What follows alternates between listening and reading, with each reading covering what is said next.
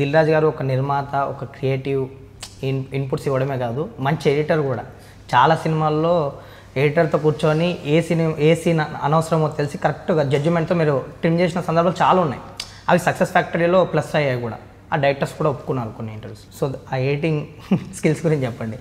అదే అంటే నేను స్క్రిప్టు 1 లైన్ ఆర్డర్ రాస్తున్నప్పుడే నేను సినిమా చూసుకునేవాడిని.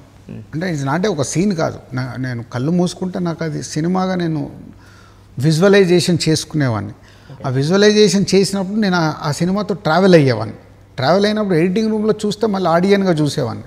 ఎందుకు ఇక్కడ స్లో అవుతుంది, ఇక్కడ ఇది ఎందుకు అంటే నాకు అనిపించినాయని నేను నోట్ చేసి ఇచ్చేసేవాడిని. ఇప్పుడు కొత్త డైరెక్టర్లు కాబట్టి అందరూ నాతో పాటు కూడా డిస్కస్ చేసేవారు, ఎడిటరు, నేను, డైరెక్టరు.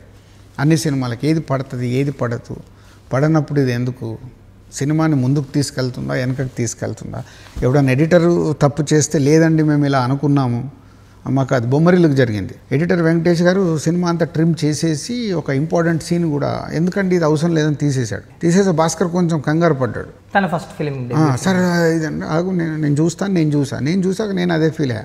వెంకటేష్ గారికి చెప్పి లేదండి ఇది ఉండాలి, ఎందుకు ఉండాలి అంటే మేము ఎందుకు డిస్కస్ చేసాం. అదే సీన్ అంటే వీళ్ళందరూ పెళ్ళికి వెళ్తారు కదా, సెకండ్ హాఫ్లో పెళ్ళికి వెళ్ళినప్పుడు ఫాదర్స్ గ్రూప్ ఒక దగ్గర, యూత్ గ్రూప్ ఒక దగ్గర, సాంగ్కి ముందు చూడు వాళ్ళు ఎంత వేషాలు వేస్తున్నారో అని అబ్బాయిల గురించి మాట్లాడుకుని, అబ్బాయిలు చూడరి ముసలోళ్ళందరూ కూర్చొని ఏదో సొల్లు కబురు పెట్టారని ఆ సీన్ ట్రిమ్ చేశాడు. లేదండి అది ఎందుకు ఉండాలి అని అంటే వీళ్ళందరూ ఒకలాగా ఆలోచిస్తున్నారు, ప్రకాష్ రాజ్ గారు ఒకలాగా ఆలోచిస్తున్నారు, అక్కడ సిద్ధు ఒకలాగా ఆలోచిస్తున్నారు, వాళ్ళిద్దరు మట్టుకు కాంట్రాస్ట్గా ఆలోచిస్తున్నారు. ఓకే అనేది మేము అండర్లైన్ పెట్టుకున్న పాయింట్ అండి. అది ఉండాలి అంటే మళ్ళీ అది జైన్ చేపిస్తే అప్పుడు భాస్కర్ హ్యాపీగా ఫీల్ అయ్యాడు. అంటే నేను డైరెక్టర్ సైడ్, ఎడిటర్ సైడ్ ఉండేవాడిని కాదు, సినిమా సైడ్ ఉండేవాడిని. ఇప్పుడు ఎడిటర్ ఒక పాయింట్ ఆఫ్లో చూస్తాడు, అది కరెక్టా కాదా, ఏం కావాలి సినిమాకి. డైరెక్టర్ ఒక పాయింట్ ఆఫ్లో చూస్తాడు, డైరెక్టర్ ఏమో ఎడిటింగ్ చేస్తుంటే కంగారు పడిపోతాడు. సో నేను అటు ఉండేవాడిని. సో రెండు చూసుకొని అప్పుడు మళ్ళీ అక్కడ బ్యాలెన్స్ చేసాం. అలాంటి ఇన్సిడెంట్స్ ఉన్నాయి. సో ఈ ఇన్సిడెంట్ గురించి చెప్పారు కాబట్టి అడుగుతున్నాను. సెట్లో ఏదైనా చిన్న ప్రాబ్లం వస్తే డైరెక్టర్కి, క్రియేటివ్ పీపుల్కి కొంచెం ఇబ్బంది కలగకుండా మీరు హ్యాండిల్ చేస్తారంట. లైక్ ఒక కో డైరెక్టర్ ఇష్యూ కూడా అయింది ఒక సినిమా, నాకు పర్టికులర్గా సినిమా తెలియదు. ఆ టైంలో మీరు హ్యాండిల్ చేసిన విధానం కానీ అంటే అలా చాలా చేశారు, బట్ అది పెద్ద ఇష్యూ. అంటే అదే ఇప్పుడు ప్రతి సినిమాకి సో మెనీ మెంబర్స్ వర్క్ చేస్తారు. వర్క్ చేస్తున్నప్పుడు అందరు వేవ్ లెంత్లు కుదరాలని లేదు, కానీ ఎవరో ఒకరు కెప్టెన్గా ఉండి అన్ని బ్యాలెన్స్ చేయాలి. నా రోల్ అది. క్రియేటివిటీ అంటే ఓన్లీ నేను స్క్రిప్ట్ దగ్గర ఫైనల్ చేసింది, ప్రొడ్యూసర్ నేను డబ్బు పెట్టేసి ఇచ్చేసాను కదా చెయ్యండి అనేది కాదు. ఐఎమ్ దేర్ అనే ఒక కాన్ఫిడెన్స్. ఏ ప్రాబ్లం వచ్చినా నేను అక్కడ నిలబడి మాట్లాడి ఇమ్మీడియట్లీ సాల్వ్ చేసి షూటింగ్కు డిస్టర్బ్ కాకుండా చూసుకుంటాను. అది నా మెయిన్ కీ రోల్. ఇవన్నిటితో పాటు సో మెనీ ఇన్సిడెంట్స్ వచ్చాయి. సో ఇన్ని షూటింగ్స్లలో సో మెనీ ప్రాబ్లమ్స్ వస్తాయి. కూర్చొని 90% సార్ట్అవుట్ చేసుకునే ముందుకెళ్ళాను. మళ్ళీ హెల్దీ అంబియన్స్ క్రియేట్ చేసి ఫినిష్ చేసుకొని వెళ్ళేవాడిని. మీరు అన్నట్టు సెట్లో ఒక భరోసా ఇస్తారంటే డైరెక్టర్కి, మీరు సినిమా కంటెంట్ గురించి ఆలోచించండి, ఇష్యూ నేను సార్ట్అవుట్ చేస్తానని. నాకు కొత్త బంగారు లోకం అప్పుడు వచ్చింది. కొత్త బంగారు లోకం అప్పుడు చోటాకే నాయుడు నాకు డిఓపి.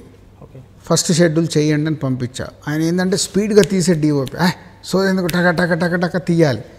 దిల్ రాజు చెప్పాడు ఇది 70 రోజుల సినిమా తీసేయాలి, కొత్త వాళ్ళతో ఎందుకు అని.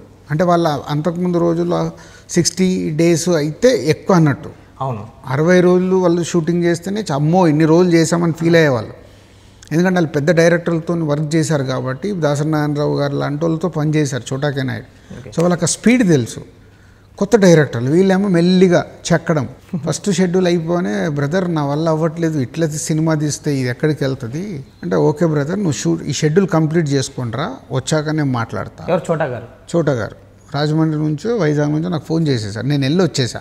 వచ్చిన తర్వాత శ్రీకాంత్ని పిలుచుకొని, వేణుని పిలుచుకొని ఏంటి మీ ప్రాబ్లం, సరే ఇది నేను ఏదో విజువల్ కోసం ట్రై చేస్తున్నాను, చోటగాడు పరిగెత్తిస్తున్నాను, నాకు కొత్త ఆర్టిస్టులు పర్ఫార్మెన్స్ తీసుకోవాలి, నాతో అవ్వట్లేదు, ఇలా ప్రెషర్ అయింది. సరే ఆగండి చెప్పి తీసింది చూసుకొని చోటాని పిలిచా.